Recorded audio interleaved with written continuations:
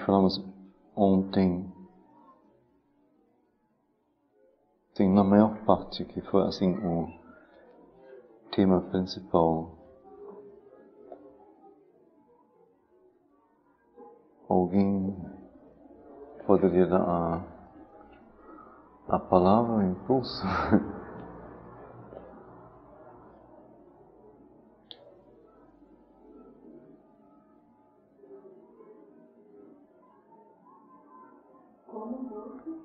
Seria interessante a gente retomar o tema principal, central,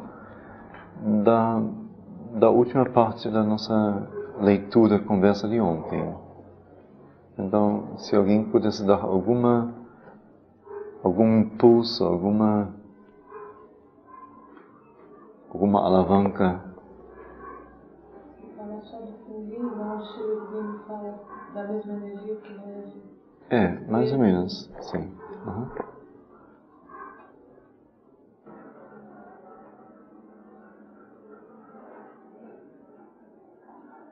Fala de uma fibra mais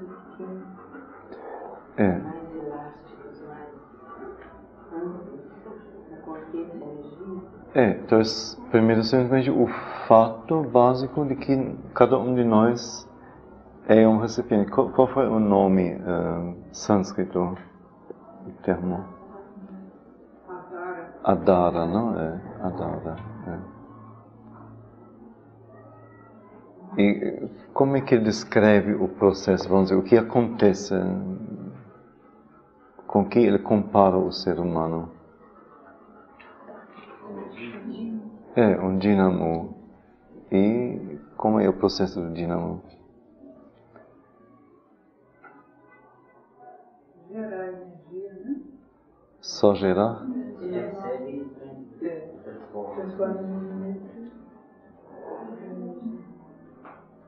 Mas não é só receber e transformar. Os processos têm fases assim bastante definidas, bastante claras.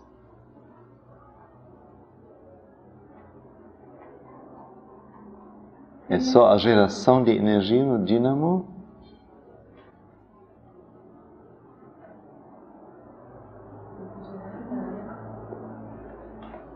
Não, justamente não.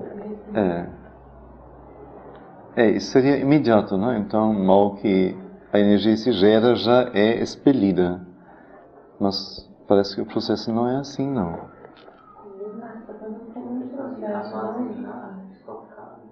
Exato.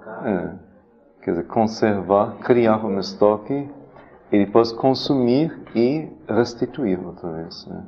Quer dizer, expelir, consumir.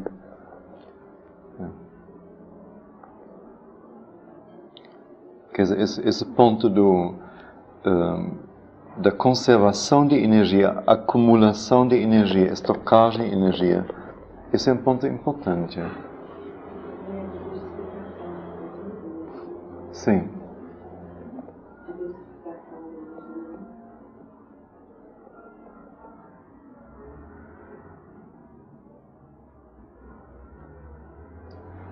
Então, ele fala em dois tipos de processo, não? Que existem em relação a este fato de que cada um de nós, cada ser vivo, é um dínamo. Isso ninguém pode fugir a isto, ou fugir disto. Mas nós, os seres humanos, nós podemos como que entrar conscientemente nisto. Então, há processos que aumenta a capacidade do Adara, não? De conter energia, quer dizer, de receber, gerar e conter energia. Aí então foi foi a imagem do chiclete, não? Gigante, quer dizer, ele se torna tão elástico que possa conter cada vez mais, estocar mais. E depois um segundo tipo de processos,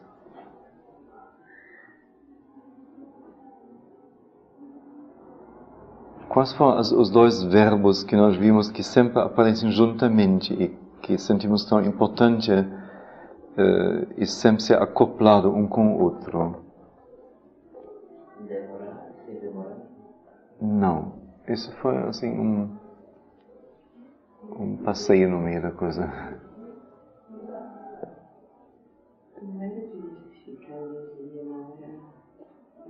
Mais ou menos, é. Quer dizer, era de um lado, vamos dizer, aumentar. Vamos dizer, complexificação seria como que depois o resultado. Mas a questão seria aumentá-la em quantidade e enriquecê-la. Então sempre veio isso, sempre novo. Para justamente não ser uma energia como que de um tipo que nesse tipo simplesmente cresce. Então é um poder real, mas um poder tão unilateral que ele tem que ser destruidor, afinal. Mas uma energia como que à medida que é recebida e cresce, ao mesmo tempo se enriquece, se distribui, se diversifica, se complexifica, se sublima, etc.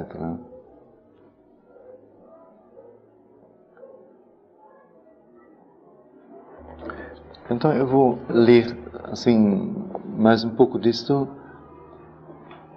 repetindo e depois partir para o texto de hoje. Então há processos através dos quais o homem pode aumentar sua capacidade como Adara. Há outros processos através dos quais ele pode limpar de obstruções o canal de comunicação entre si mesmo e a energia universal e fazer com que porções cada vez maiores se derramem para dentro de sua alma e cérebro e corpo. Este contínuo melhoramento do Adara e o aumento em quantidade e complexidade de ação da energia que é fornecida, o que se fornece, é todo o objetivo da evolução. Mais uma vez, todo o objetivo da evolução é este contínuo melhoramento do Adara e o aumento em quantidade e complexidade de ação da energia que se gera, que entra em nós. A própria energia, ela vai sempre se tornando mais rica, mais, vamos dizer, mais fica mesmo isso. Mas justamente, como ele diz, os canais de comunicação entre nós e esta energia fossem limpas de obstruções. Quer dizer, ela não automaticamente faz isto. Automaticamente só em pessoas ou seres que desde o nascimento são limpos ou limpas. Aí sim. Mas no resto não. Então, quando essa energia é a mais alta em espécie e a mais plena em quantidade de que o Adara humano é capaz, e quando o próprio Adara é treinado até o extremo para suportar o irrompimento e o jogo da energia, então um homem é Siddha, o homem cumprido ou perfeito. Sua evolução se concluiu e ele completou no indivíduo aquele extremo desenvolvimento que a massa da humanidade está procurando laboriosamente através das idades. E o último parágrafo: se esta teoria for correta, a energia na base da operação da inteligência deve estar em nós mesmos, E ela deve ser capaz de uma expansão maior, de um uso mais rico, até uma extensão praticamente ilimitada. E também isto deve ser um princípio sadio, que quanto mais nós podemos aumentar e enriquecer a energia, tanto maior será potencialmente a dimensão, o poder e a atividade das funções de nossa mente e o consequente vigor de nossa intelectualidade e a grandeza de nossas realizações. Que quanto mais nós podemos aumentar e enriquecer a energia. Quer dizer, enriquecer seria como que ensinar a ela como ela pode funcionar. Oferecer a ela, vamos dizer, como que circunstâncias, situações, equipamentos, canalizações que fazem com que ela tenha que se comportar de tal maneira, ou tal maneira, ou tal maneira, ou tal maneira. E assim ela se sutiliza, se enriquece. Ela aprende conosco como que novas maneiras de se comportar. Isso seria, ao meu ver, enriquecer a energia. Essa energia que está falando, ela é energia universal. Universal, né? Energia Shakti, que fala, né? Energia Sim. de formação, essa energia. Então, quer dizer, essa energia, quer dizer, ela por si própria, ela é uma coisa única, é isso? Ou ela também tem esses graus de civilização? Ela tem 1000 graus de civilização. Ela tem. Então seriam as duas coisas, tanto ela se utiliza, quanto o próprio fazendo esse trabalho com ele também ajuda na civilização.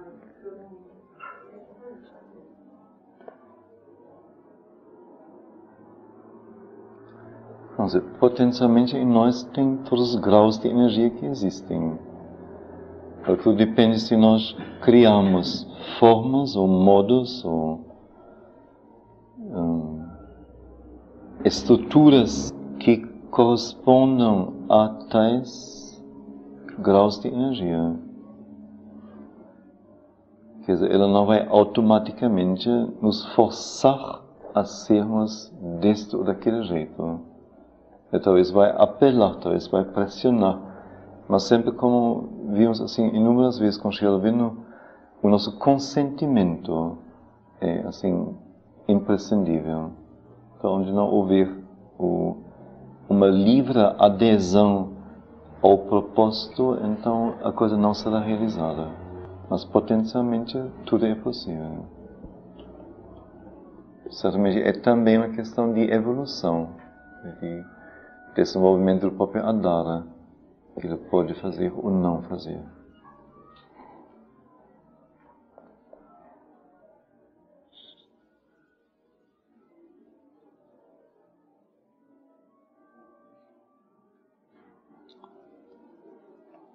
Bom, este foi o primeiro princípio no qual os arianos antigos basearam sua educação, e um dos processos principais que eles usaram para a aumentada estocagem de energia foi a prática de Brahmacharya. Então, a terceira parte sobre Brahmacharya. A prática de Brahmacharya é B-R-A-H-M-A-C-H-A-R-Y-A. Tipo como Brahman, não? Brahma. B-R-A-H-M-A. Certamente tem a ver com Brahma, o Criador, a energia criadora, não? Alguma coisa assim. Não sei o que é Sharia, afinal. que é Brahma, depois C-H-A-R-Y-A. A prática de Brahmacharya é a primeira e mais necessária condição de aumentar a força dentro e voltá-la a tais usos como possam beneficiar o possuidor desta energia ou a humanidade. A prática de Brahmacharya é a primeira e a mais necessária, indispensável condição de aumentar a força dentro do Adara, dentro de nós, do homem, e voltá-la, que parece não só para aumentar, mas também para voltá-la a tais usos como possam beneficiar o possuidor, a própria pessoa que faz isto, ou a humanidade. Toda energia humana tem uma base física. Toda energia humana tem uma base física. Toda e qualquer energia que existe em nós tem uma base física, uma base no corpo.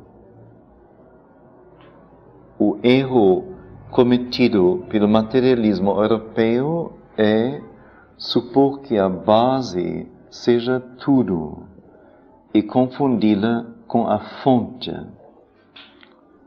O erro cometido pelo materialismo europeu é supor que a base, que apenas a base, seja tudo e confundir a base com a fonte. Nenhuma semente pode crescer sem ser colocada na terra. A terra é a base. Mas a semente não é a terra e a fonte da semente não é a terra. Quer dizer, alguém coloca a semente na terra, só com a terra ela cresce. Ela cresce e só com a terra a planta pode se manter. Então a terra é a base, mas não é a própria fonte da semente da planta.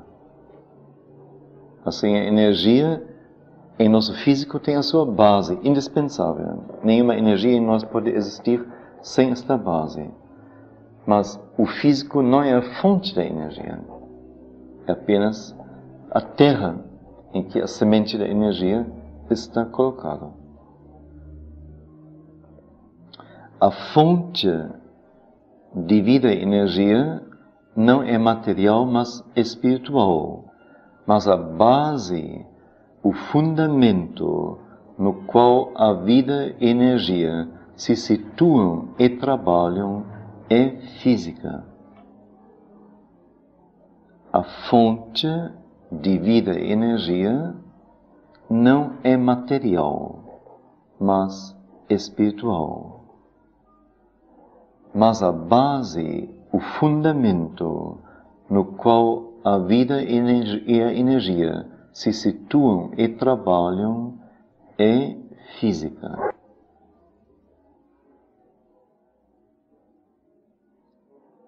Então, lembra essas frases aqui. Toda energia humana tem uma base física. O erro cometido pelo materialismo europeu é supor que a base seja tudo e confundi-la com a fonte. A fonte de vida e energia não é material, mas espiritual. No entanto, a base, o fundamento no qual a vida e a energia se situam e trabalham é física. Os hindus antigos reconheceram claramente essa distinção entre karana e pratista, dois termos sânscritos, o polo do norte e o polo do sul do ser. A terra, ou a matéria grosseira, grossa, é a pratista.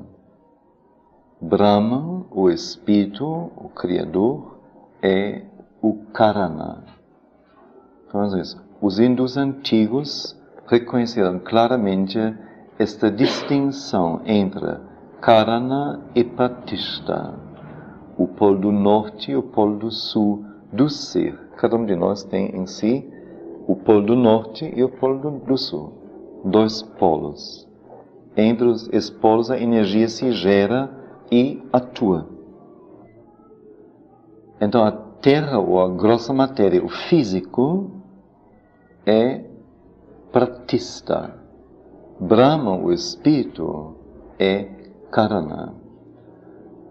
Então eu me lembrei do I Ching, onde justamente os primeiros dois sinais são Quien, o Criador, o Espírito espiritual, o céu, a luz, e Kun, a terra, o receptor, o escuro, etc.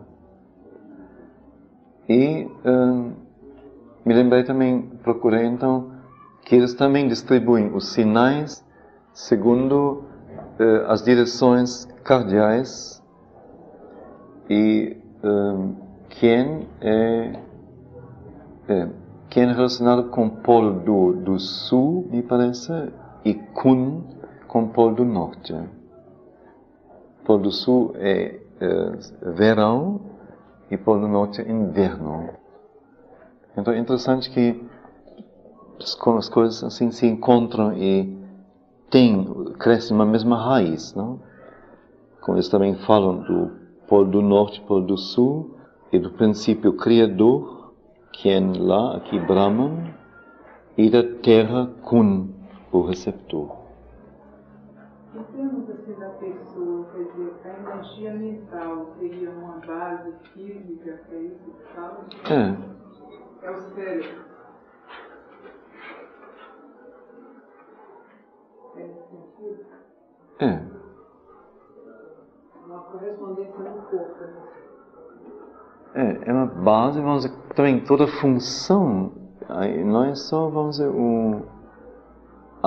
como que é a existência da mente, mas toda a sua função, quer dizer, se você não tem os nervos, o sistema nervoso, se você não tem os sentidos,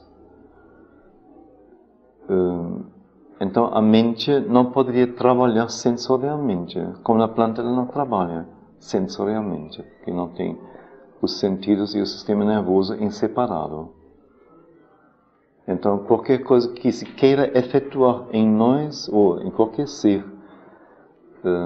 efetuar realmente, precisa de um nexo físico, precisa de um instrumento físico, precisa de uma realidade física. Sem isso não existe. Não se efetua.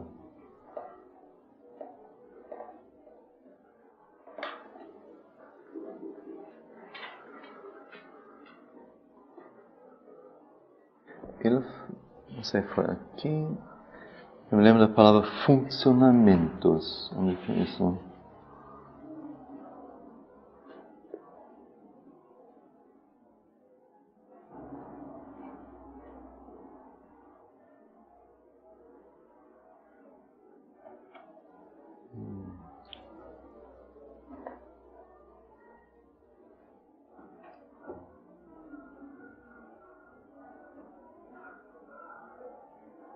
Bom.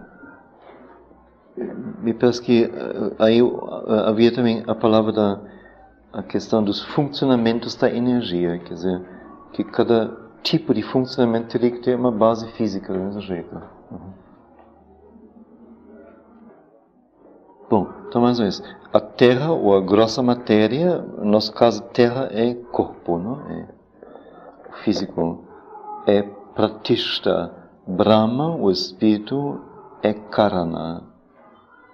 E nós seria a alma, o Espírito.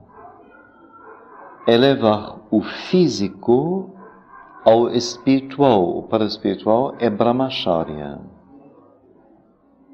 Porque, pelo encontro dos dois, a energia que começa de um e produz o outro é interligada e se cumpre.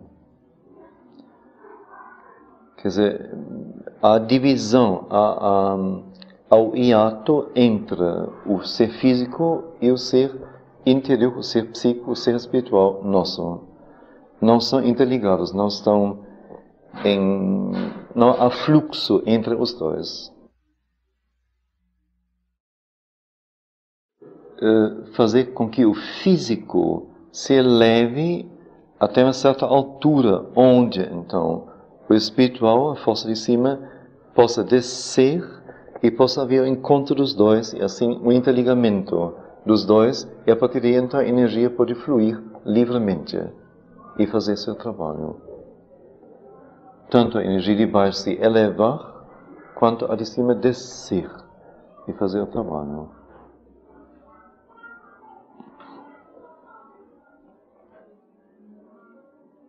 Mais uma vez até aqui, ou não precisa? Eu acho bom como é um fundamento, é sempre uma coisa assim tão básica mesmo. A prática de Brahmacharya é a primeira e mais necessária condição de aumentar a força dentro e voltá-la para tais usos como possam beneficiar o possuidor ou, através dele, a humanidade. Toda energia humana tem uma base física. O erro cometido pelo materialismo europeu é supor que a base seja tudo e confundi-la com a fonte.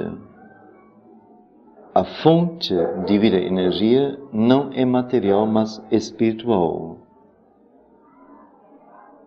No entanto, a base, o fundamento no qual a vida e energia se situam e trabalham é física. Não sei, para mim assim, tem assim um ar assim tão fundamental, mas tão fundamental, eu nem posso dizer.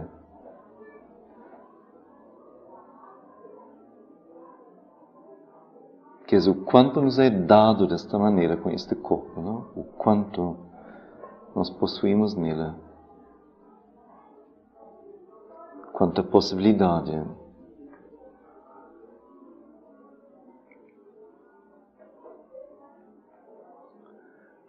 Os hindus antigos reconheceram claramente essa distinção entre Karana e Pratishta, o polo do norte e o polo do sul do ser. A terra ou matéria grossa é Pratishta.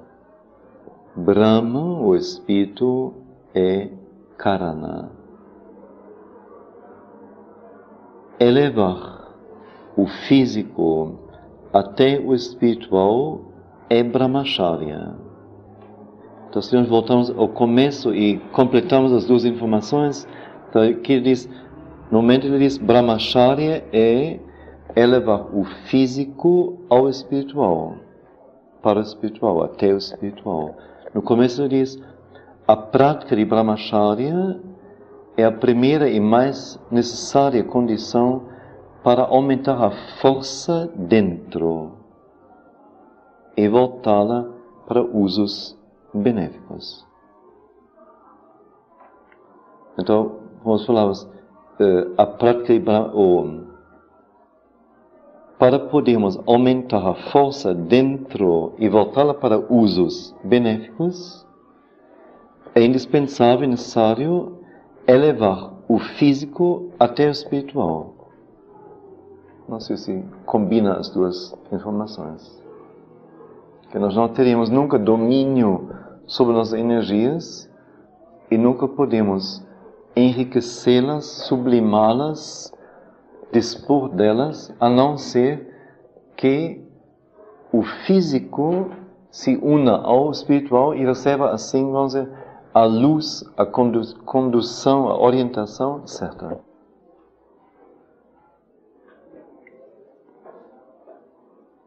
Porque pelo encontro dos dois, físico e espiritual, a energia que começa de um e produz o outro, é interligada e se cumpre. O que quer dizer isso? Porque pelo encontro dos dois, físico e espiritual, a energia que começa de um e produz o outro. Onde começa a energia? Quem é que produz o quê? O espírito não produz a matéria.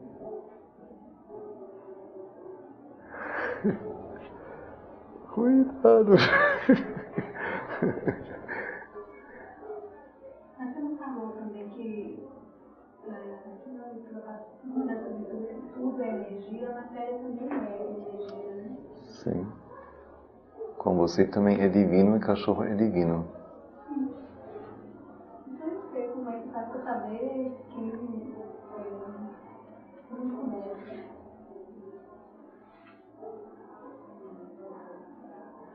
Bom, será que é tão difícil? Será que é difícil mesmo? Você falou que O inferior pode gerar o superior? O mais primitivo pode gerar o mais sutil? Ele pode voltar a ser novamente o mais sutil, mas não pode gerar o mais sutil. não pode ser essa última parte que eu falei, Uhum. Elevar o físico até o espiritual é Brahmacharya, porque pelo encontro dos dois, a energia que começa de um e produz o outro é interligada e se cumpre.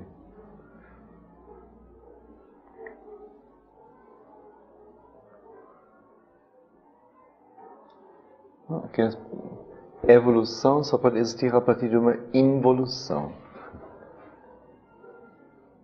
Então, quando o que se evolui chega até aquilo que originalmente se envolveu no seu oposto, nesse momento a interligação é feita.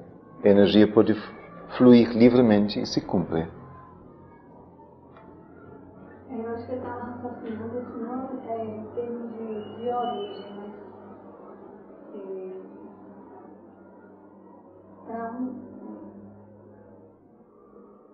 para um trabalho de união de uma coisa na outra, que poderia se começar de qualquer extremidade espiritual. De qualquer trabalhar, não tem também que ter uma iniciativa também, ou só essa iniciativa só surge depois que uma outra energia, uma física desperta. Bom, primeiro, toda evolução só se produz através da pressão de planos mais altos sobre a criação inferior. Quer dizer, à medida que a criação inferior está pronta para dar algum passo, alguma mudança, nesta medida a energia de cima pode também se mudar a sua qualidade, crescer em qualidade, porque embaixo está pronto para produzir uma nova realização. Então, cada vez vamos dizer, se surgiu da matéria a vida, foi porque o plano da vida pressionou sobre a matéria, chocou a matéria, até que ela produzisse condições de corporificar materialmente, de abrigar materialmente a vida. E a partir desse momento, então, o plano mental pressionou sobre a vida para nela despertar o que está dentro dela, a mente. E agora o plano espiritual está pressionando sobre o mental para produzir em nós o supramental, o espiritual. Então, nesse sentido mesmo que para o ignorante a coisa vai de baixo para cima, na verdade é só, em cada vez é a resposta a uma pressão determinada de cima. Sem isso a gente não poderia nunca acordar. Ou nada poderia acordar aqui.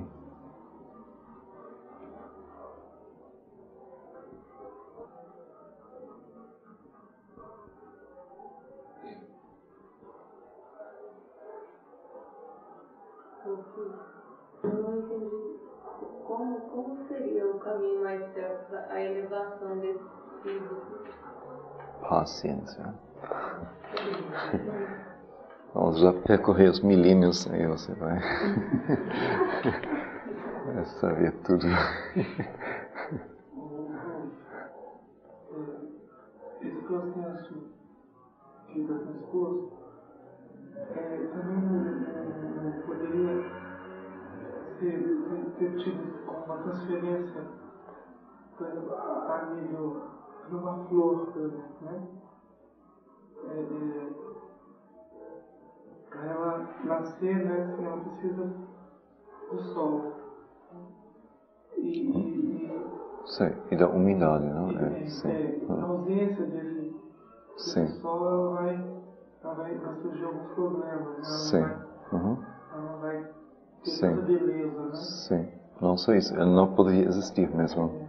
Aí estava tentando fazer uma simbologia para entender um pouquinho. Mas no caso o Sol seria como que justamente uma luz superior, não? Que faz com que a própria vida se erga e produza as suas belezas e também se evolua. À medida que cada espécie é criada e alcança seu máximo, ela se cumpre, se autocumpre. E há um impulso na matéria, em tudo, de progredir. Então, à medida que uma coisa existe e chegou à sua plena forma, ela não precisa mais existir. Como cume, é porque ela não é o cume. Quer dizer, então, a partir do cumprimento dela, uma nova coisa pode ser lançada. Esse impulso na matéria, então, é a pressão, de outro que você falou, é a pressão de outro plano. Sobra, de cima sobra, não é?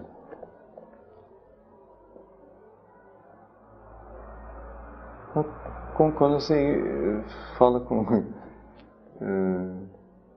com sua filha insistindo em algum ponto que ela não quer compreender, ela compreende, mas não quer compreender, vai se revoltando, vai ficando aí, não sei o quê. E você diz, e faz, e dá uma pausazinha, vem aqui, insiste. E de repente ela vai recebendo assim, sabe muito bem. Mas só se você insiste. Senão fica um bichinho de salvar. Tem toda a possibilidade, mas não chega a realizá-la. Então precisa da pressão de cima. Mas como que, eu diria, todo o nosso problema, porque nós não temos, vamos dizer, em Sri na mãe, temos quem pressione sobre nós de cima. Mas é a pressão indireta, não é uma pressão como teve o pessoal no ashram, a coisa foi direta, não? Então isso é todo o problema, quer dizer, depende da nossa abertura, mas sem essa pressão a gente não ia longe, não. E na vida geral é todo o problema, se tem alguém que pressiona, que chama, que evoca, que insiste, que insinua, que mostra, que anima, então as pessoas vão. Sem isso, dificilmente. É como que representativo pela pressão de cima. Né?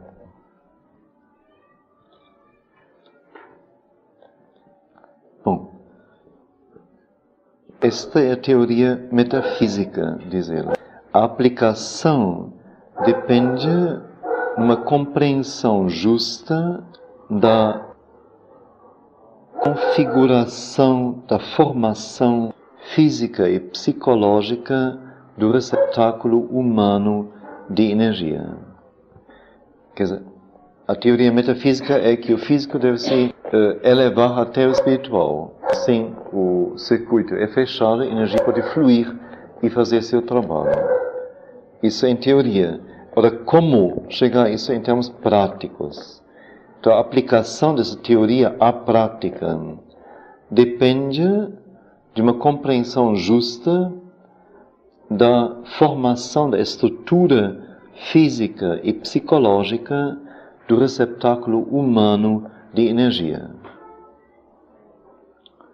o fundamento físico, desculpem, a unidade física fundamental, é a retas. Olha bem, essa de termos sânscritos. Retas. R-A-T-A-S. Na qual a tejas, T-E-J-A-S. Retas tejas. Na qual a tejas, o calor e a luz e a eletricidade, energia elétrica no homem, está envolvida e escondida. A unidade física fundamental é retas. Ora, na retas está envolvida e escondida tejas, o calor e a luz e a eletricidade num homem. Toda energia está latente em retas, que na unidade física fundamental, toda energia latentemente existe.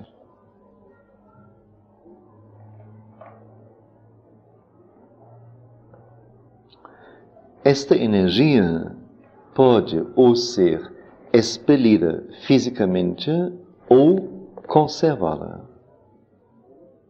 Esta energia pode ser ou expelida fisicamente ou conservada.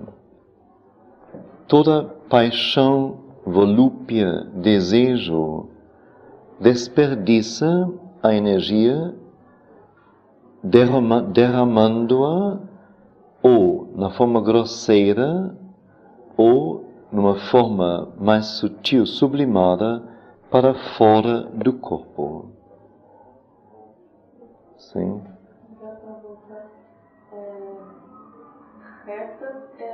A unidade física fundamental.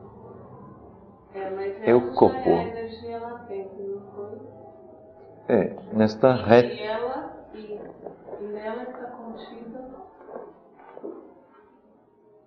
contida tejas, né? Isso. Na retas, tejas está contida. Pode explicar outra vez o que é uma e outra? Retas, eles é a unidade física fundamental. Quer dizer, unidade quer dizer um conjunto de dispositivos, órgãos, funcionamentos físicos que formam uma unidade. Quer dizer, onde cada coisa que existe tem seu lugar, sua função, sua conexão com o resto. Não é algo solto, não são pedaços soltos, mas é uma unidade física. Capaz então de se manter e de se como que regenerar também, como unidade. E de resistir, etc. Ora, nesta unidade física, diz ele, está contida tejas. Tejas seria, dá 3 itens. Calor. Calor é como que igual a intensidade, perto disto. Força intensa. Quando movimento fortemente, então o calor se produz, começa a suar, transpirar. Isso é tejas, é o calor. Calor, luz, energia de luz em nós. Então, a percepção, por exemplo, uma coisa que se tem muito, não? Corpos que são como que mais leves, mais luminosos, mais penetrados por uma luz, uma energia luminosa. Corpo, vamos aqui, como digo, Dom Timóteo, por exemplo, ou Dona Elda. São corpos, assim, na substância dos quais tem uma coisa que indescritível, que as pessoas possivelmente não possuíam quando nasceram e eram meninos. Mas que a sua vida intelectualizada e espiritualizada, verdadeira e intensa e como que conquistada, fez essa transformação. E contra isso é um corpo comum. Não tem, você olha, tudo papa. Farinha branca, mas farinha escura justamente. Não tem luz nisso, não tem luz. Não tem luz, não. Então isso é uma tejas nessa qualidade de luz, energia de luz. Que é como se a própria consciência das células se tivesse ampliada, intensificada, ativada, e assim dando ao próprio físico uma energização.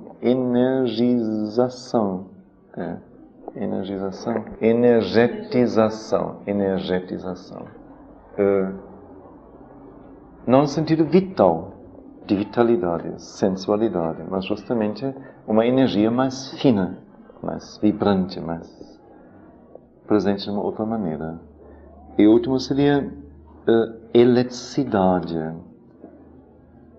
Aí seria, ao meu ver, é um tipo de energia em nós que pode fazer com que a gente, em dado momento, não é sempre, e em todas as condições ainda, a gente é como que um foguete elétrico, não? Que vai realizando as coisas e as coisas vão se fazendo com uma velocidade, uma rapidez, um efeito imediato, uma eficácia, uma firmeza e ao mesmo tempo um jugo realmente de energia. Isso seria uma eletricidade.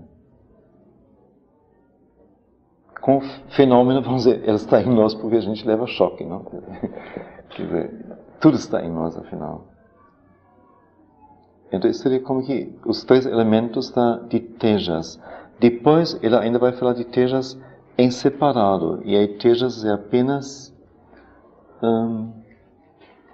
luz, a segunda energia. Mas, no momento, ele coloca só dois princípios, retas e Tejas. E Tejas é envolvido automaticamente em retas. Que é latente em nós está toda a energia, todo tipo de energia.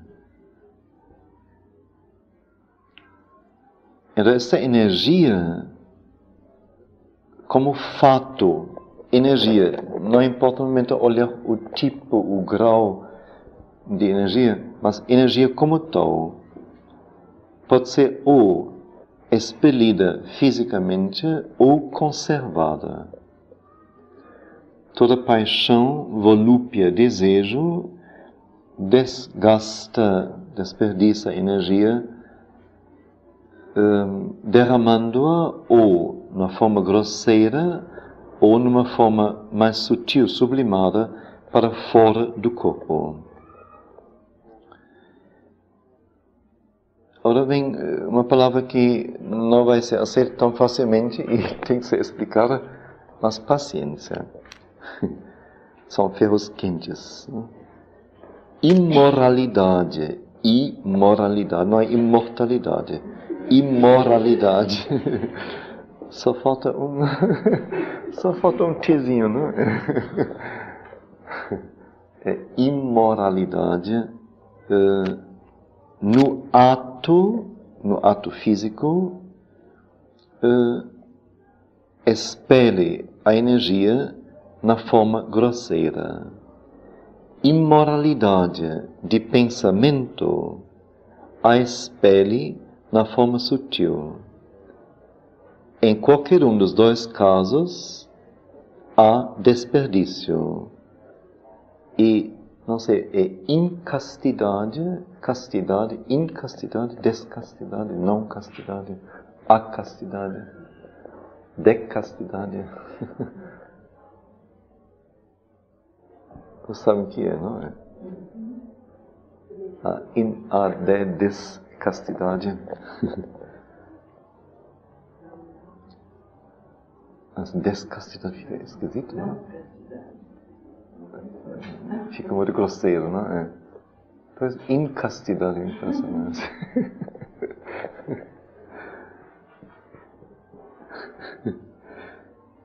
Em inglês é mesmo unchastity. É unchastity. Bom, é a unchastity. Interessante, não? Não existe palavra mesmo. Né? Assim, mostra bem, vamos dizer, que esta palavra não é muito procurada, não é? Possivelmente o dicionário nem tem. E ninguém usa mesmo. Que está fora da mentalidade do povo em geral. Se não tiver um termo. Então vamos fazer um empréstimo do inglês. Então não é modernismo, não? É uma necessidade real agora. A unchastity. Olha, interessante. A unchastity é tanto da mente e da fala quanto do corpo. Ou existe tanto em relação à mente e à fala quanto ao corpo. Que são coisas que a gente não quer. Talvez se lê uma vez ou outra vez alguma coisa, não sei. Sherbino deve falar também em a consciência que vê sobre isso assim rapidamente. Mas acho ninguém pegou isso assim bem realmente. Eu então li várias cartas sobre esta questão e é sempre a mesma coisa colocada. Que a forma, afinal, pouco importa. Que a questão é se realmente a limpeza ou a pureza é real. Se ela é real, então ela não se efetua nem numa forma nem outra. Se ela se efetua em uma forma ou outra, não há pureza. Não foi limpa a coisa.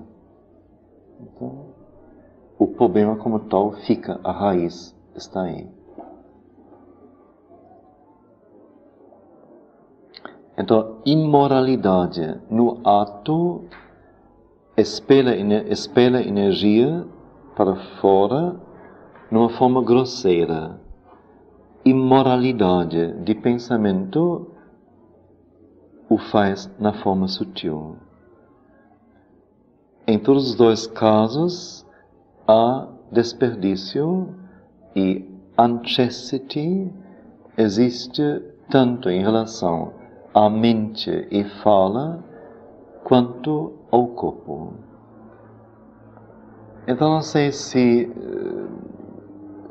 é bom continuar. Eu não falo mais sobre imoralidade aqui. E agora vai falar sobre o processo de retas, de Brahmacharya mesmo, e mostrar 6 graus de energia, como 6 formas de sutilização da matéria. Então podemos ler isso e depois ler uma carta básica sobre a questão de imoralidade e sexo junto com isso. Ou podemos agora aqui fazer esta troca e ler primeiro a carta, mas que é muito grande, e depois voltar para Brahmacharya. O que vocês preferem? Continuar aqui? Não, mas só a palavra que imoralidade é mais difícil. Por que essa palavra imoral? Moral? Justamente, aí você tem que ler a carta. Não dá. Mas aí tem muita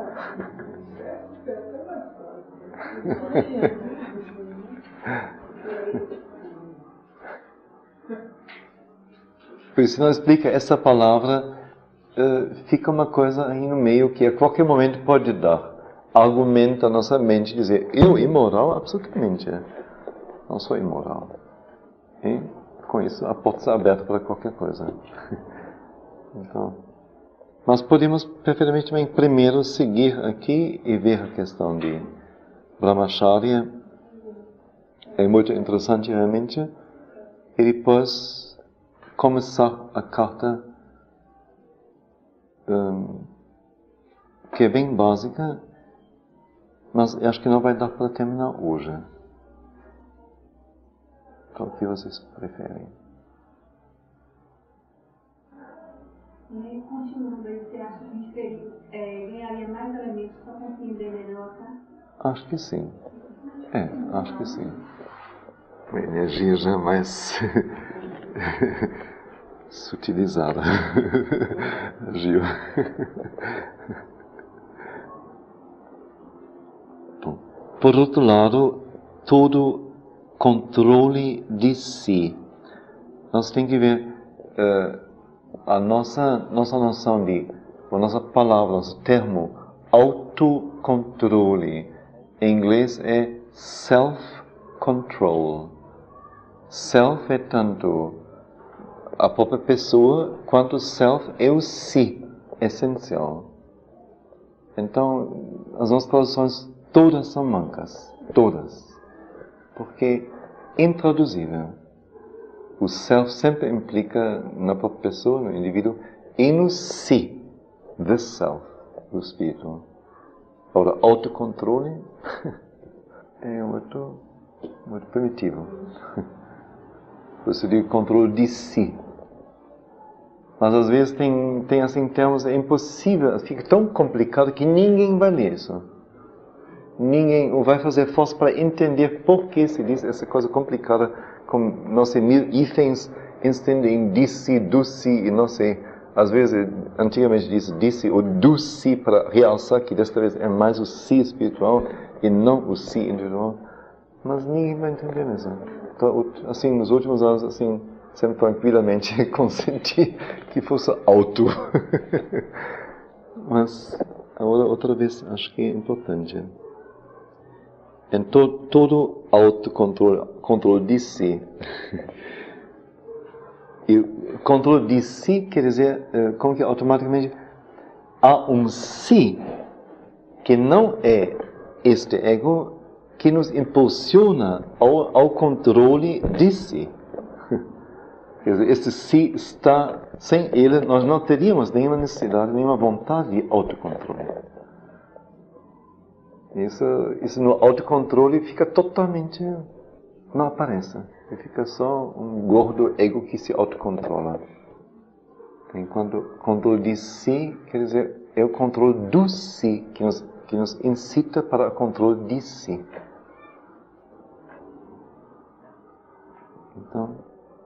Então todo self-control não tem jeito. Quem quer entender Sri Aurobindo, assim, pelo menos tem que aprender inglês. Não é garantido também que entenda, mas no mínimo fica mais próximo. Pode chegar mais próximo. Impossível traduzir as coisas, impossível. Então todo controle de si conserva a energia na retas. Retas foi a unidade física. E conservação sempre traz consigo aumento. Que primeiro colocou o expelir para fora, o desperdício. Para colocar como contra-movimento, ou movimento contrário a isto, o controle de si.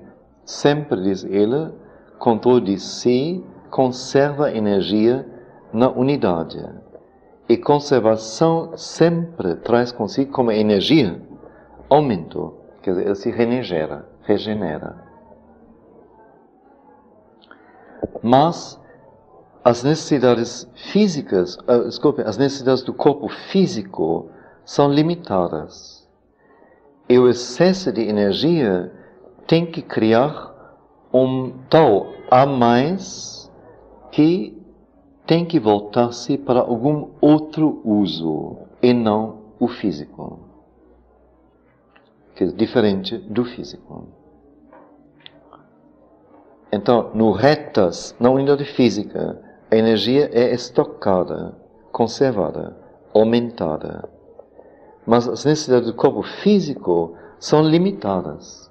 O que ele precisa para existir é pouca coisa. Bem pouca coisa.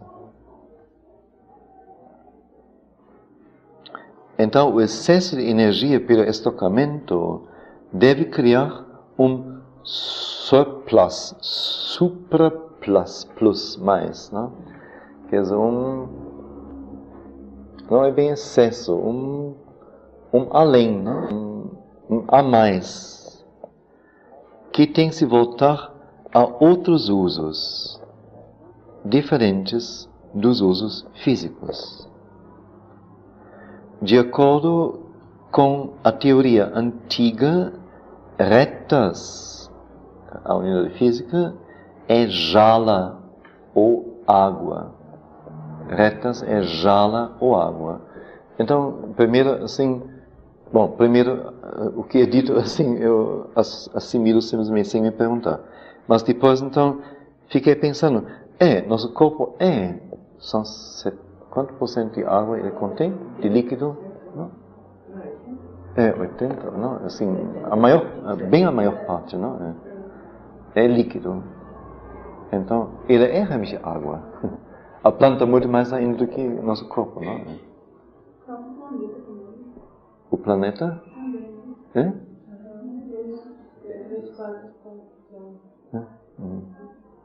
Sim. Então, o físico como tal, não é? É jala, água. Olha o que eles sabiam. Os 1000 anos antes de Cristo, não é?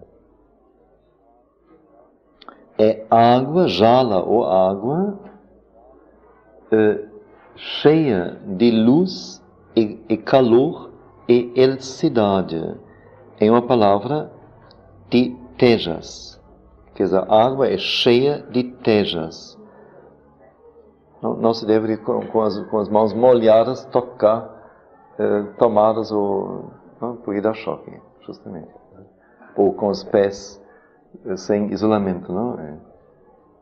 Quer dizer, tudo isso é uma coisa bem simples. São coisas bem simples. Bem simples. Bem simples. Então, a água é cheia de luz e calor e eletricidade, quer dizer, cheia de tejas. O excesso da retas se transforma primeiro em calor. Ou calor, agora vem o nome do calor, de calor mesmo, é tapas. Tapas. Tapas é calor.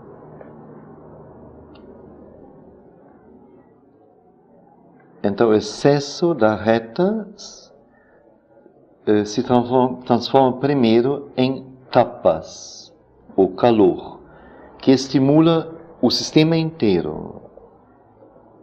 É por isso tão importante não cortar o febre. Porque tem algum foco, alguma coisa que não está bem no organismo. O organismo produz o calor para aumentar e estimular todo o organismo, para ele combater aquela coisa. Então,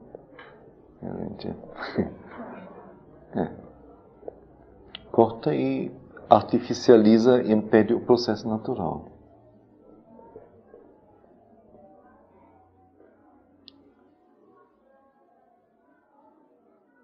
O tapas que estimula todo o sistema é por esta razão que todas as formas de controle de si e austeridade são chamadas tapas ou tapásia, porque geram o calor ou o estímulo que é uma fonte de poderosa ação e sucesso. O excesso das retas se transforma primeiro em calor ou tapas. Em alemão tem os dois, em inglês também. Tem warmth e heat. Em alemão, Wärme e Hitze. Quer dizer, tapas seria Hitze, naturalmente. Seria heat. Não seria bem... não seria warmth.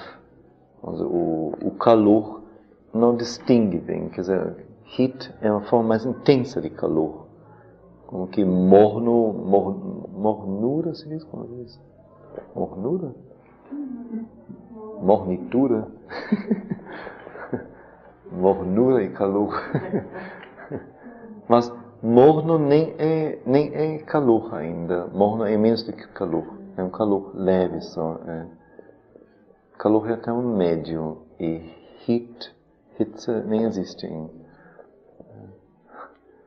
Foi que ninguém quer ter mais calor.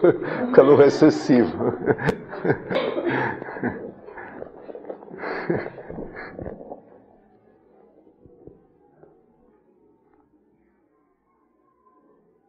Então, o excesso das retas se transforma primeiro no calor intenso, chamado heat ou hitze. Ou tapas, que estimula o sistema inteiro. É por esta razão que todas as formas de controle de si e de austeridade são chamadas tapas ou tapásia, pois geram o calor. Ou o estímulo, calor então é designado como estímulo que é uma fonte de poderosa ação e sucesso. Por isso também se diz, se insiste, embora muitas vezes inutilmente, sem ser bem sucedido, que cada que entra, que faça, que dance ou se movimente mais intensamente, deve se aquecer antes, aquecer o corpo. Sem isso pode ser prejudicial. Tem que haver o aquecimento que só ele, o calor, heat, possibilita a poderosa ação, que é uma ação com mais poder, como na dança ela se produz. Para fazer isso sem o aquecimento é perigoso. Isso foi o meu problema nas palestras, não? Eu fico primeiro, eu tenho o transporte até lá, a montagem da palestra, com sempre palestra recital e com slides e exposição, assim. Depois faço a palestra, sempre começa com atraso, então já fica assim meio nervoso, assim, olhando meu corpo, dizendo como é que ele vai comportar depois. E depois de ficar com o corpo endurecido pela intensidade de falar, eu me lanço na dança, né? Na dança, assim, excessiva. Mas aprendi. E deu certo. Houve alguns acidentes nesse sentido. Houve sim. O corpo não conseguiu produzir como que imediatamente esse tapas, esta energia poderosa. Mas em geral ela aprendeu e faz isso diretamente. Mas não é recomendável e não é a coisa certa. Tem que ter todo um processo de aquecimento. Por isso, quando tem recital, eu prefiro ficar até a última hora, último momento, em casa, fazendo o treino até o último momento. Depois, com o corpo quente, vou para o recital e começo imediatamente. Isso é o ideal. Mas tudo é possível. Bom, segundo, depois,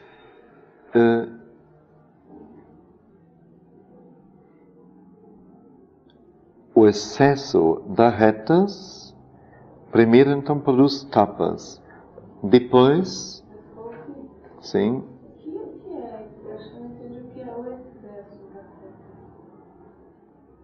o excesso gerado pela conservação da energia, pela contenção da energia. Não é energia expelida, mas a energia retida, contida e crescida. Como disse, se tem energia conservada, ela cresce. Mas a energia seria tejas, né? Para cultivar isso? Ele agora está desdobrando tejas nos graus de energia mais detalhados. Então, o primeiro grau foi tapas. Porque a energia conservada cresce. É uma superpoupança. Overnight, supra-overnight. Não? O dinheiro aplicado rende.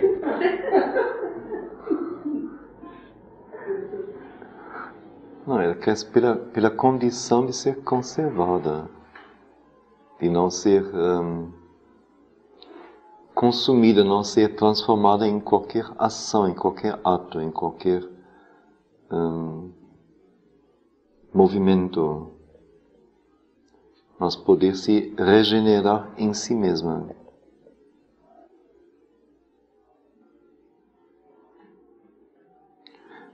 Então, como se você existe uma teoria, existia e foi assim uma teoria bem sucedida na época sobre a criação da vida, como a vida se cria. E então foi no século XVII ou XVIII, eu acho até, não sei bem, XVII ou XVIII, que um cientista, não sei mais quem foi, disse: se você botar, que foi carne ou um lugar quente e cobre a carne com pano e deixa 3 dias a carne aí, surge a vida na forma de vermes. Geração espontânea. Alguma coisa nesse sentido, não é? Ora, se a carne é comida, é assada, é utilizada, não gera vermes, não. Então deixa, vamos dizer, por exemplo, moscas, não deixa as moscas, vamos dizer, participarem da vida em geral. Então, mas tantas vão, não sei, cair na água, serem pegadas por pássaros, por insetos, etc, etc. Sobrevivem o tanto quanto for necessário para não deixar morrer as moscas. Mas cria um lugar tranquilo, quentinho, com todos os alimentos, e bota lá um par de moscas só. Daqui a uma semana você tem um negócio preto de moscas, que são conservados, nada impede, nada restringe, nada ameaça, nada ataca, nada diminui. Então a coisa se regenera fantasticamente. Esse é o sentido da conservação, que a energia em si, ela é criativa, ela se autocria.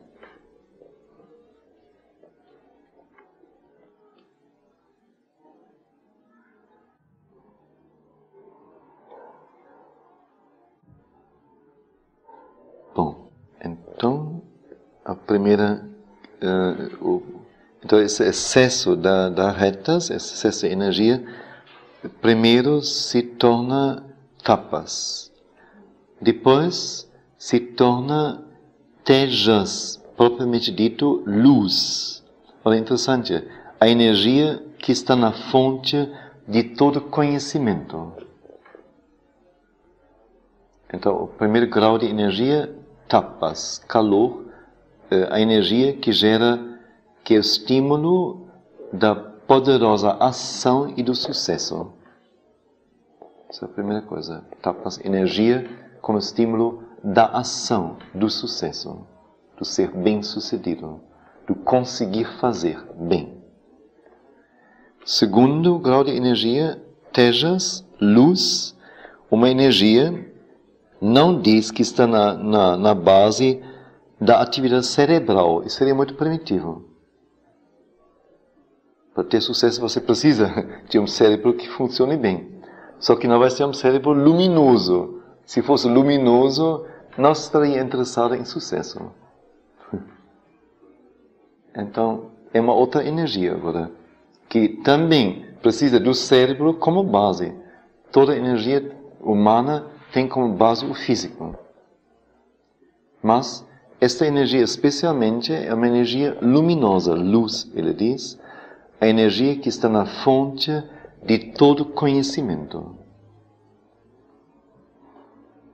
O conhecimento, diz ele, e dizem, já sabe, está em nós, na pessoa.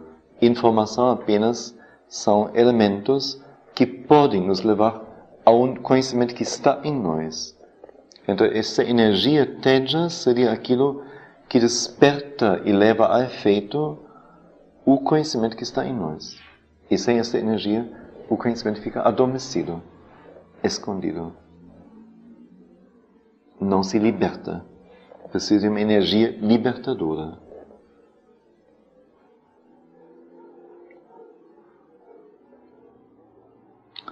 Depois, terceiro grau, esse excesso, esta conservação, esta energia estocada em retas, se torna vidyut ou eletricidade, que está na base de toda a ação intensa, cheia de força, cheia de intensidade, seja ela intelectual ou física. Então agora é mais, ao meu ver, a qualidade, o grau de intensidade, que é uma ação que é cheia de intensidade. Não é a própria ação, tem o poder, mas ela é como que veicula a ação de energia. E atividade ou intelectual ou física. Ora, no vidyut, ou na vidyut, nesta energia, que foi a energia elétrica, por sua vez, é envolvida ojas. É a última. Ojas, ou Prana Shakti. Shakti é a grande energia infinita, universal. Prana é também energia universal, é como que duplamente, não é? Quer dizer, mas Prana, vamos dizer, é a energia contida no ar, no éter. E Shakti é a energia divina na sua forma universal. Então, enquanto ela está no ar, que nós podemos, pela respiração, absorver e chegar a utilizar. Então, na Vidyut, por sua vez, está envolvida a Ojas. Ojas agora é uma energia mais alta que Vidyut. Como ele diz, na matéria a vida está envolvida, por isso pode nascer na matéria. Na vida a mente está envolvida, por isso a mente pode nascer. Assim, a Ojas está envolvida na Vidyut, por isso da Vidyut pode nascer a Ojas. A Vidyut pode levar a Ojas, porque contém a Ojas em si. E Ojas é a energia primordial original que procede do éter. Quer dizer, éter é a forma mais sublime de matéria que existe. Então, há retas refinando-se da jala, água, para tapas, calor intenso, tejas, luz, e vidyut, eletricidade, e de vidyut para ojas, a energia original, enche o sistema com força, energia, com força física, energia e poder cerebral. Interessante, mas todas essas distinções a gente nunca faz isso, não? Com força física, energia, que seria mais essa eletricidade, poder de cerebral, em sua última forma de ojas, eleva-se ao cérebro, eleva a rejas ao cérebro e fornece com aquela energia primordial, original, que é a mais refinada forma de matéria e mais próxima ao espírito. É ojas que cria uma força espiritual ou viria, através da qual o homem atinge conhecimento espiritual, amor espiritual e fé, força espiritual. É ojas que cria uma força espiritual ou viria, através da qual o homem ou um homem atinge conhecimento espiritual, amor espiritual e fé. Força espiritual, vigor espiritual. Segue-se que quanto mais nós podemos, através de Brahmacharya, aumentar a estocagem de tapas, tejas, vidyut e ojas, tanto mais nós nos encheremos com a última energia, ou com o máximo de energia para os trabalhos do corpo, do coração, da mente e do espírito.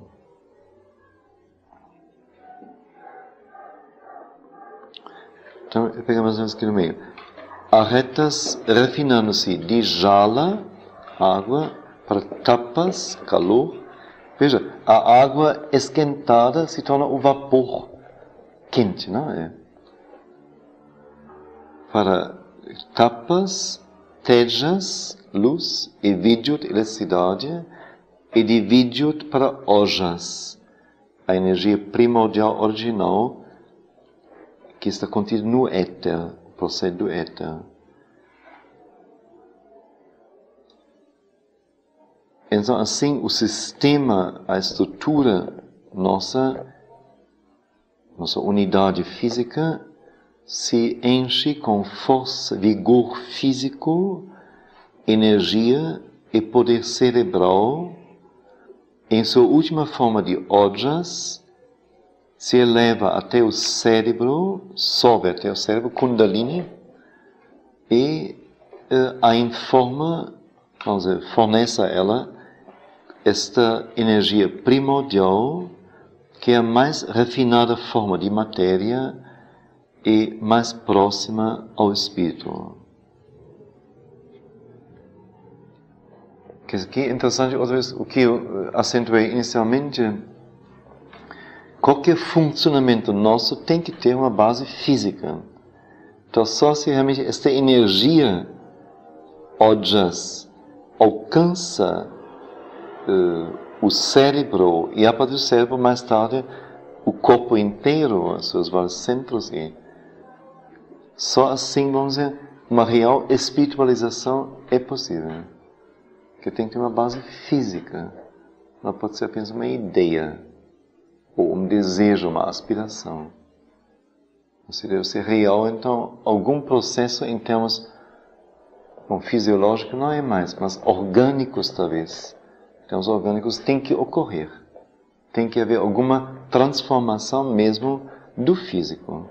Sem isso não é possível. A partir de eletricidade, eu assim me perdi um pouco. Você poderia... Eletricidade? São os dois últimos, né? É. A eletricidade depois do outro. Vidyut, ele diz, não? O termo é Vidyut. V-I-D-Y-Y-U-T. Vidyut. Desde a eletricidade, eu peguei isso um pouquinho aí. Se você compara, por exemplo, calor e eletricidade, acho que fica bem claro. Calor, vamos dizer, é algo intenso, mas é ao mesmo tempo algo que pode levar perfeitamente, não só, vamos dizer, ao consumir em forma de fogo, mas pelo contrário, levar a algo, a inércia, ao paralisar, ao imobilizar, não? Como a gente, quando tem muito calor, então o corpo tende a se imobilizar e tende a criar tamas inércia.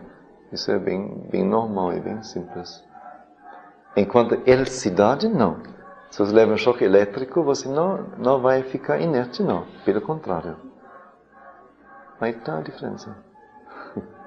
Calor também. Se você queima, você também tem isso. E tira a mão imediatamente.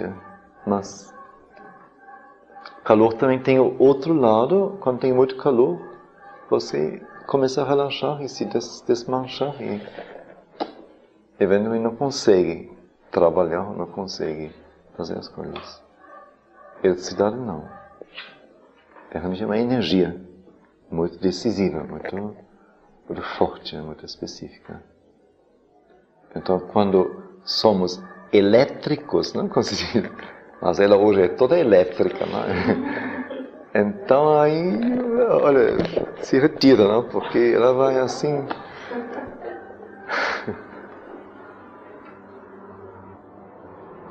Então, por exemplo, ele vai falar depois, eu não li ainda a parte, só percebi que ele vai falar em seguida sobre as 3 gunas, tamas, rajas e sattva.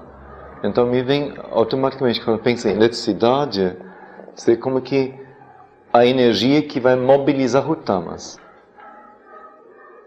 O rajásico é o elétrico, não? Em termos vitais. Mas é a energia que não deixa descansar, que te impele.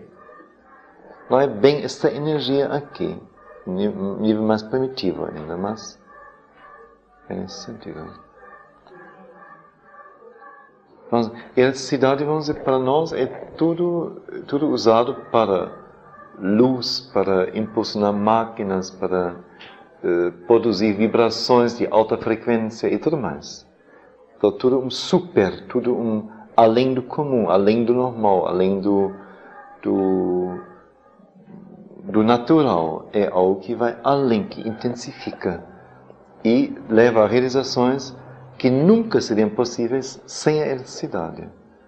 Então, nesse sentido, uma intensidade no ser que o leva a realizações que podem ter parecer supranaturais a quem não tem esse tipo de energia.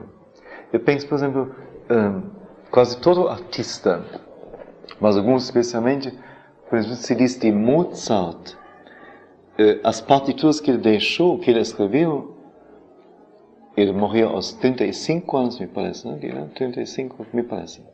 Não importa, um pouco mais de 30.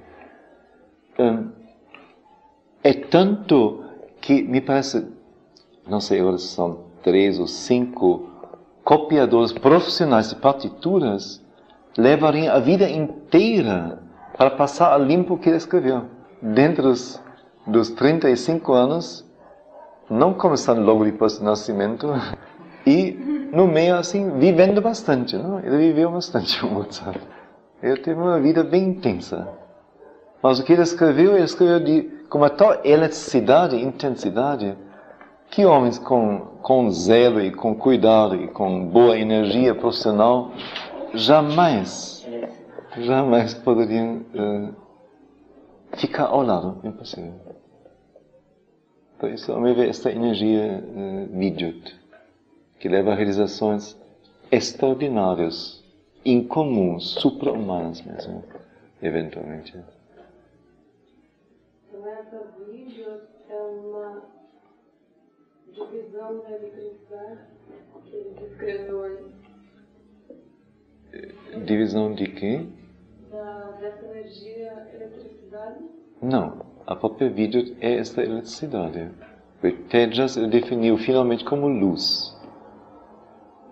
Energia luminosa de luz. A eletricidade seria mais alta do que a luz. Porque a luz só leva ao conhecimento, a eletricidade leva à ação. Então é mais do que isso. E ação rápida, ação super rápida, não? Como o telégrafo, não? O telefone, você fala aqui, no mesmo instante em Nova York, o som está no país, né? Essa eletricidade está fora da condição de dualidade? Dualidade? Certamente não de polaridade. Justamente, um polo é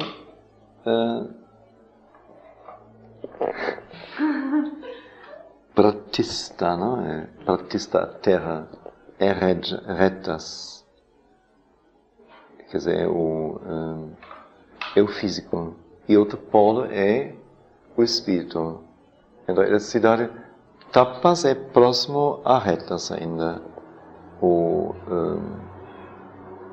Tejas é um grau a mais, como que no meio. Vidyut já é separado do próprio espírito só através de ojas.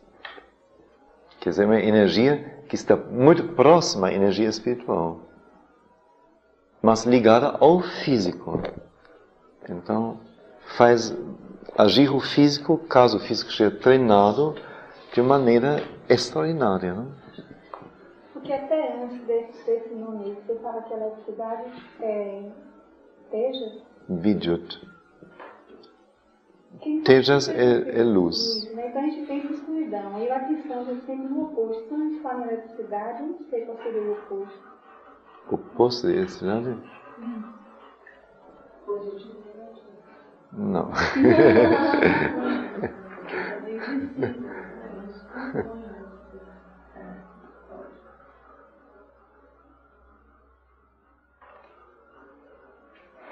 Deve ser algo como tamásico, preguiçoso, inerte.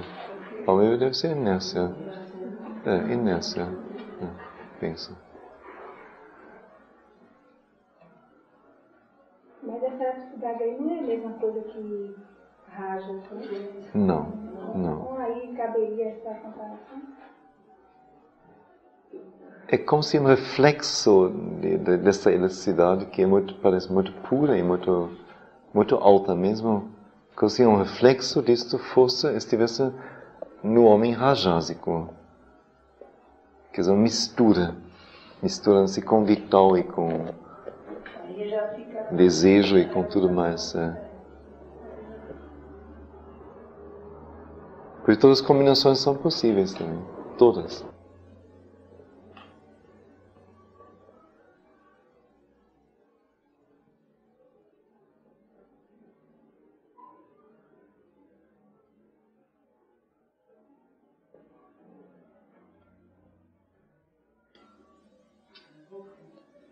Você poderia, assim, enumerar, são 6?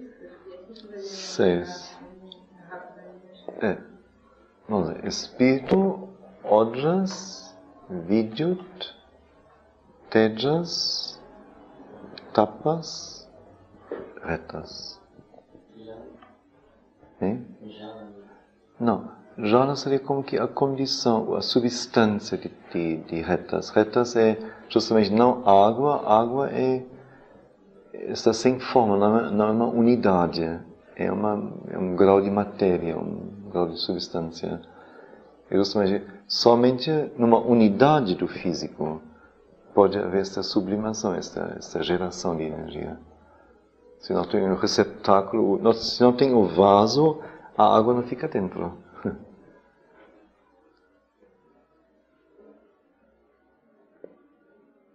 Ou retas, tapas, tejas, vidyut, ojas.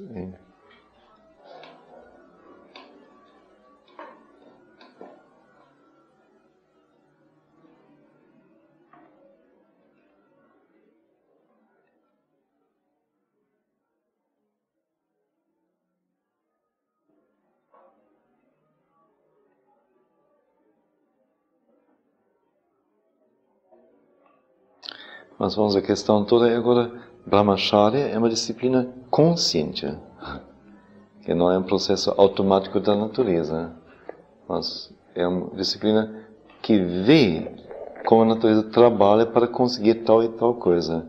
E agora pega o método e racionaliza, conscientiza e constrói a partir daí esse método. E vê muito mais longe do que ela pode ver, a natureza.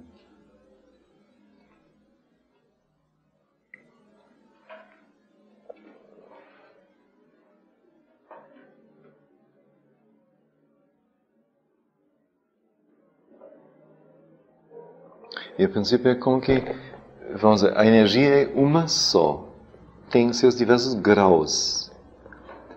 Ora, se então esta energia, no grau mais primitivo, mais baixo, é constantemente usada, expelida, desgasta, jamais os graus mais altos podem se formar.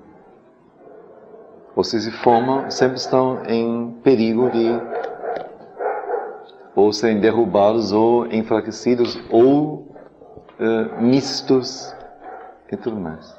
E os graus mais altos mesmos não podem se formar. Impossível. Então, esta toda, quer dizer, uma unidade de energia. Então, depende onde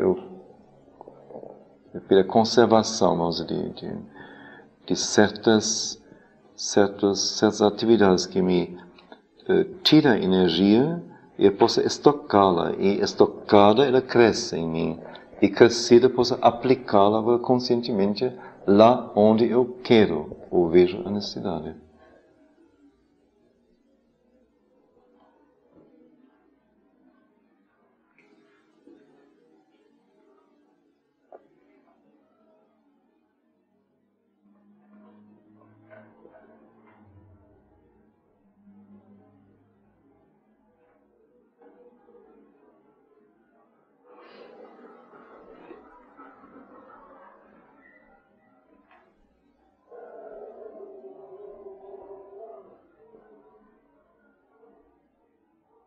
Por isso também fala dos dois polos. A energia só se gera entre polos. Então, o espírito é um polo nosso e a terra, a matéria, é outro polo nosso, ser físico. Então, entre os dois polos, a nossa energia toda se gera e se distribui. Então, depende, vamos dizer, onde nós a concentramos ou engajamos. Porque em nós ela não é infinita, não por natureza. Por natureza ela é, mas ela não naturalmente é inexaurível, que isso tem que ser treinado. E mesmo treinado ela não é. Jamais pode ser em nós ilimitada mesmo. Isso é claro. Então depende tudo de uma conscientização.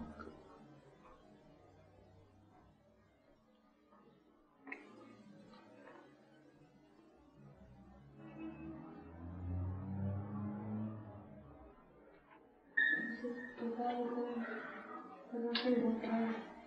Você falou do sim no começo da leitura de um sim. Então, esse processo é da ligação entre os dois polos, o espírito e a matéria, né? Então, você falou da água, de todos esses fios e etapas, etc. Né? Luz, eletricidade, calor, né?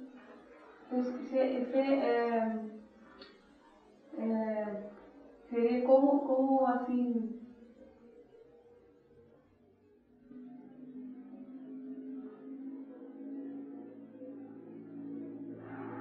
são os instrumentos que a alma utiliza para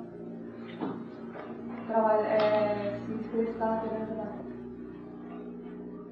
O que são os instrumentos? Tem que melhorar essa pergunta. Talvez não sei se ficou claro.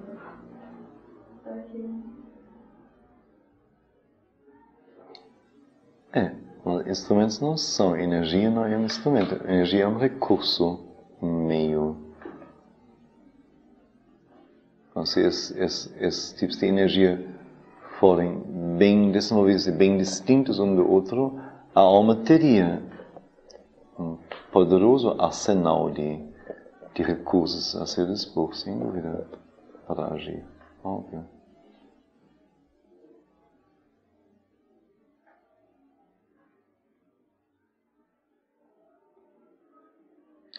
Os instrumentos ou poderes foi aquela coisa dos seres, não? O nosso ser intelectual, nosso ser religioso, nosso ser moral, nosso ser hedonístico, nosso ser físico, nosso ser vital. Agora, cada um desses seres corresponde realmente a um tipo de energia, sem dúvida. E a partir daí, conforme o processo de desenvolvimento de trabalho, vem aí a sobremesa, esse processo de desenvolvimento mental? Também? Porque disso eu falo aqui bem expressamente, não? Que esta energia, à medida que ela for desenvolvida e desenvolvida nos vários graus, que ela tanto dá um vigor físico quanto um poder cerebral. Quer dizer, não é a energia, vamos dizer, que movimenta meu braço ou meus quadris.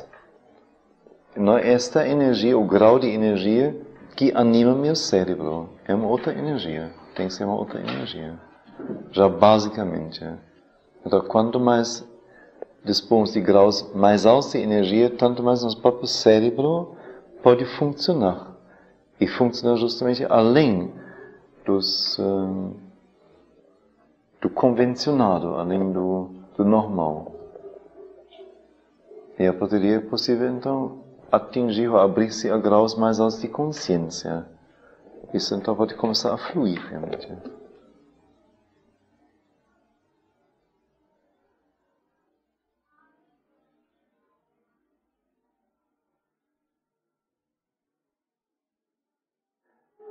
Mas eu frente eu compreendo.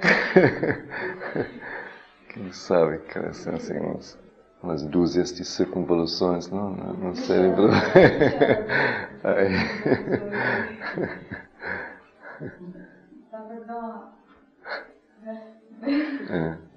E é melhor não fazer. Pois se você não, vamos dizer, que se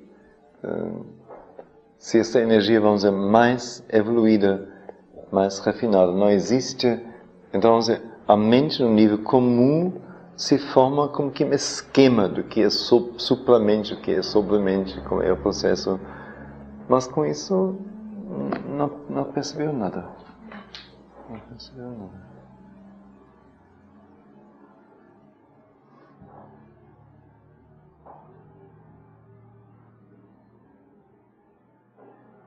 É interessante que o próprio Sri Aurobindo só conheço, acho que só conheço mesmo um esquema que ele fala sobre os sóis, o sol da supramente. Um único esquema assim com traços e colocar então o que é superior, o que é inferior, assim um negócio assim desenhado. Só conheço um único, não, ele nunca fez isso. Em dado momento ele achou, não sei, que seria... Hein? Ao meu ver é na manifestação supramental. Acho.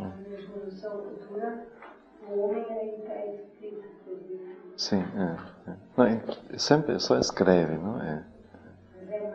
Nunca esquematiza.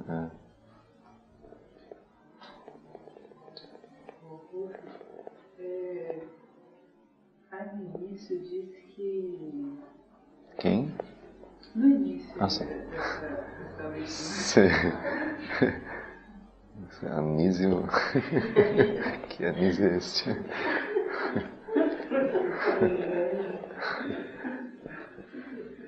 Sim. Fala que...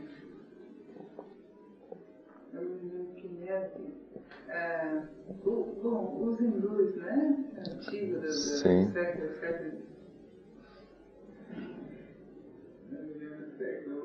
Não diz. Os hindus antigos devem ser, não sei, 3, 4 mil textos, não é? Esses antigos que eles usavam essa técnica para o desenvolvimento mesmo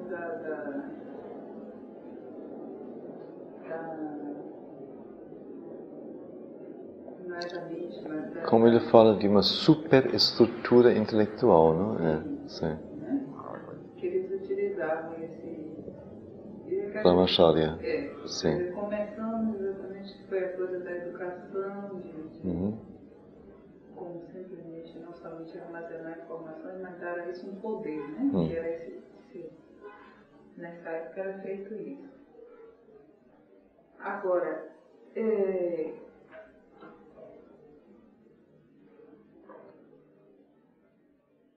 ao mesmo tempo, quer dizer, era como se fosse tão uma técnica, uma prática que eles aplicavam, né? Como se eles tivessem técnicas para desenvolver isso.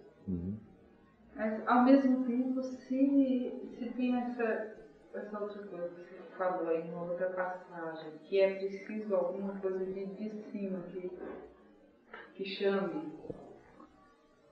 Como é que eles faziam isso, então? Era uma técnica que aí todo mundo... Era só aquele daquela casta, mas aí como é que fica essa coisa, né?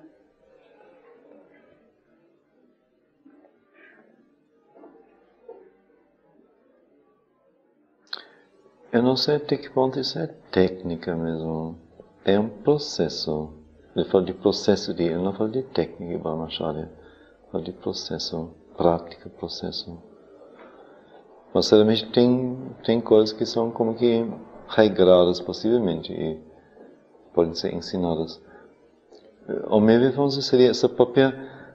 Alguma energia pressionou de tal jeito que eles pudessem até criar uma técnica de Brahmacharya. Sim, primeiro, porque aí... Em resposta a alguma energia especial. Mas como é que seria então a ligação com o que o Aurobindo fala no início, exatamente um processo de educação? Ele fala da Universidade de Bengala, né? Que não era a coisa, então, quer dizer, a coisa seria outra. Quer dizer,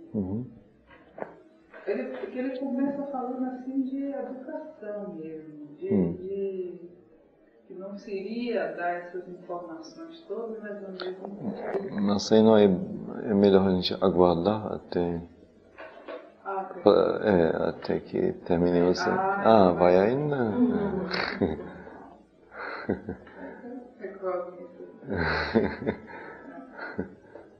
Não. Você se referiu também a Brahmacharya como método, foi um pouco antes. Falou que tinha que ser uma coisa consciente, né? Tinha que conhecer como é que a natureza trabalha. E a partir de reconhecer como é que a natureza trabalha, então você entra conscientemente se direcionando, né? Aí você falou de método, então aí você falou alguma coisa de método.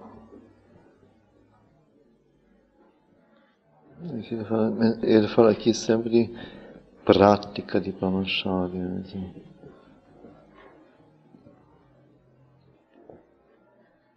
Disciplina, toda a importante disciplina de Brahmacharya.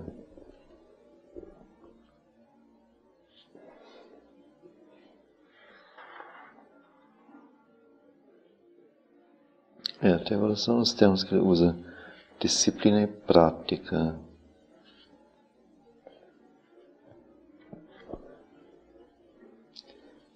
Ora, que possa haver como que um método, me parece claro. Se eles têm uma visão tão clara das fases a serem percorridas e da psicologia humana, que deve ser levada em conta, da natureza humana. Então, acho que a partir daí, certas práticas como que determinadas e eficientes em seu efeito, com toda certeza são formuladas e são legais de um para o outro. Deve ser um tipo de método. Talvez não tão restrito e tão rígido como em nosso sentido, mas uma coisa metódica, não deixando nada de lado, mas realmente pegando uma coisa da base e trabalhando na base. Acho que.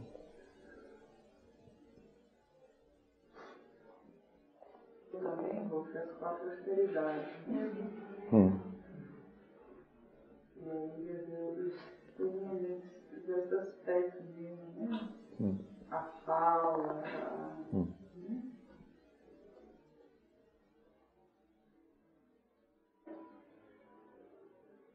Mas que parece muito importante, como digo, isso ali assim, em vários lugares, assim, sempre do mesmo jeito, a questão, vamos dizer, do exteriorizar ou expelir a energia na forma do ato mesmo, ou da forma sutil do pensamento, da imaginação, da intenção.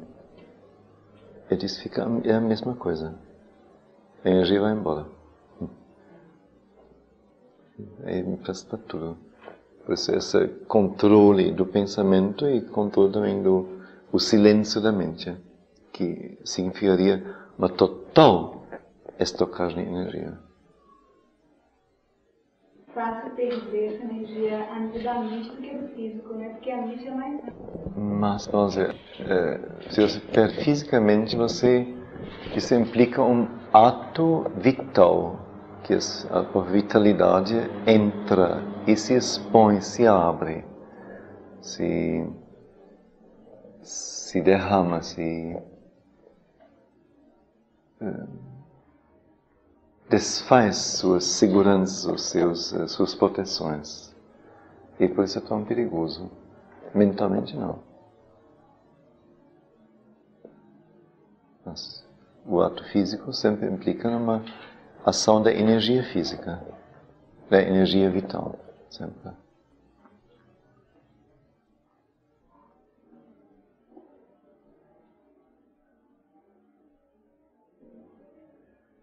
Então, vamos dizer, eu pensar em bater em alguém ou, não sei, tratá-lo de maneira ruim é uma coisa. Mas eu realmente fisicamente agredi-lo e bater é uma outra coisa. Tem um efeito muito maior. Não sobre ele, digo necessariamente, mas sobre mim mesmo. O que se ativa aí é uma energia muito mais poderosa. E a pessoa que não bate nenhuma vez e passa a vida toda pensando em bater? Aí ele diz, vamos dizer, do mesmo jeito, vamos dizer, a energia vai embora e a raiz da coisa não foi eliminada.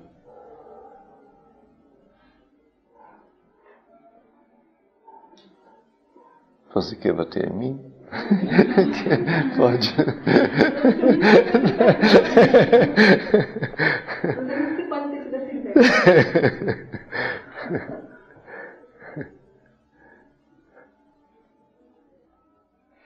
Não, porque eu noto isso, que é um desgaste incrível. Sim.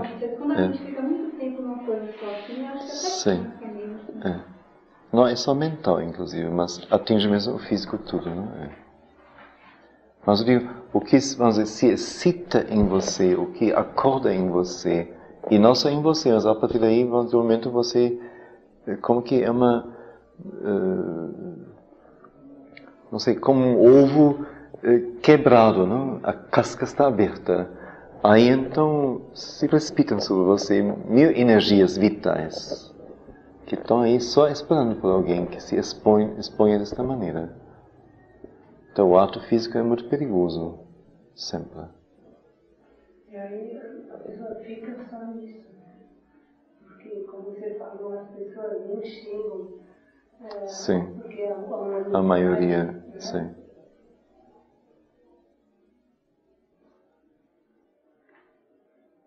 E vamos dizer, moral ou ética ou religião, como que põe barreiras, não? Assim, freiam isto, mas não resolvem a coisa em si, na raiz.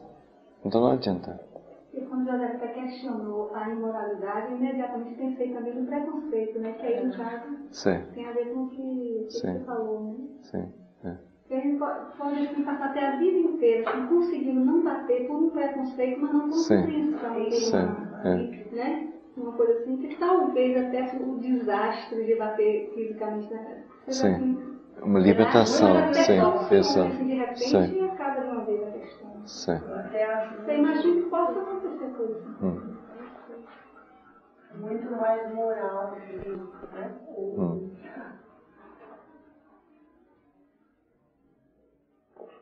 Não sei se é muito mais moral. Não porque a vida inteira como a gente pensar numa coisa e não. Eu acho certo, com a energia que sustenta esse dispensar, eu acho que seria importante considerar isso também.